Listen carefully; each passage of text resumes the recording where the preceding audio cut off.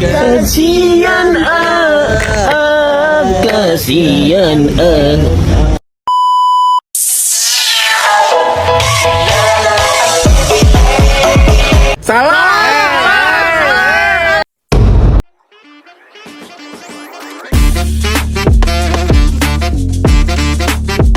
Colors caught my eye and you're my favorite sight to see. It's from the way that you move and everything that you do. And after that it's when I realize that I love you.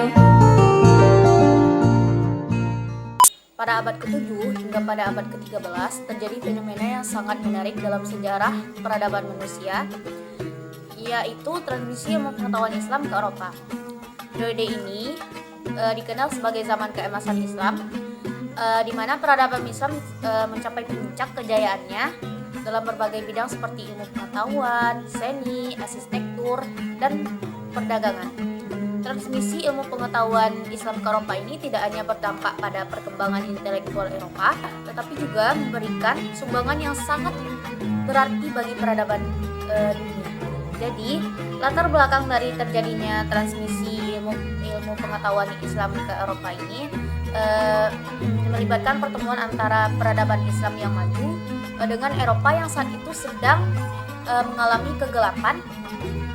Pada saat inilah Eropa tengah dilanda kekacauan, ketidakstabilan politik, dan ketidakmampuan dalam melakukan kemajuan ilmu pengetahuan. Sementara itu, di Timur Tengah, Islam berkembang dengan pesat. Peradaban Islam pada saat itu mencapai puncak keemasannya. Pada saat itu, bangsa Arab telah mengembangkan ilmu pengetahuan dalam berbagai bidang seperti matematika, astronomi, kedokteran, dan filsafat, dan karya-karya ilmiah dari Islam diterjemahkan ke dalam bahasa Arab dan menjadi warisan intelektual yang berharga. Inilah yang kemudian menjadi pemicu transmisi ilmu pengetahuan Islam ke Eropa. Pengembangan seni dan sastra di Eropa juga tidak terlepas dari pengaruh transmisi ilmu pengetahuan Islam. Karya-karya kaligrafi Islam menjadi inspirasi bagi seniman Eropa dalam mengembangkan seni tipografi. Selain itu, cerita-cerita dari Timur Tengah seperti 1001 Malam juga menjadi sumber inspirasi bagi sastra Eropa. Secara keseluruhan, transmisi ilmu pengetahuan Islam ke Eropa ini memiliki dampak yang sangat signifikan dalam perkembangan peradaban Eropa dan di dunia.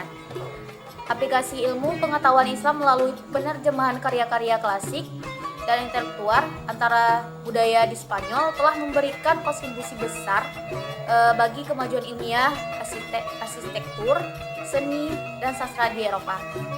Transmisi ilmu pengetahuan Islam ke Eropa ini telah membuka jendela bagi pemikiran rasional dan ilmiah yang menjadi dasar bagi peradaban modern. Dari itu penting bagi kita untuk mengakui dan mengapresiasi sumbangan besar yang telah diberikan oleh peradaban Islam dalam perkembangan peradaban pendidikan Islam di dunia. Salah satu aplikasi transmisi ilmu pengetahuan Islam ke Eropa itu adalah melalui interaksi antara sarjana Muslim dengan sarjana Kristen itu di Spanyol selama berabad-abad. Spanyol merupakan pusat penting bagi perkembangan pengetahuan budaya di Eropa. Para sarjana Muslim dan Yahudi di Spanyol itu memberikan kontribusi yang sangat signifikan dalam bidang matematika, astronomi, kedokteran, dan filsafat.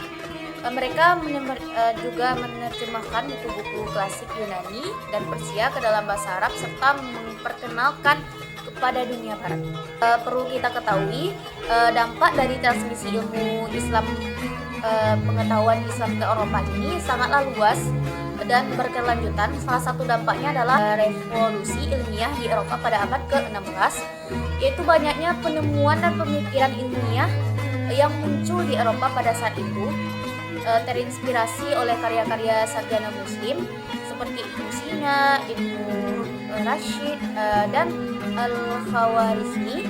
Mereka memperkenalkan metode ilmiah dan pemikiran rasional yang menjadi dasar bagi perkembangan ilmu pengetahuan modern. Selain itu, transmisi ilmu pengetahuan Islam ke Eropa juga berdampak pada perkembangan arsitekturnya. Contohnya gaya arsitektur Moor yang diwarisi dalam peradaban Islam Spanyol memberikan pengaruh yang besar dalam arsitektur Eropa. dan juga ada juga bangunan-bangunan dengan ornamen Islam dapat ditemukan di berbagai kota.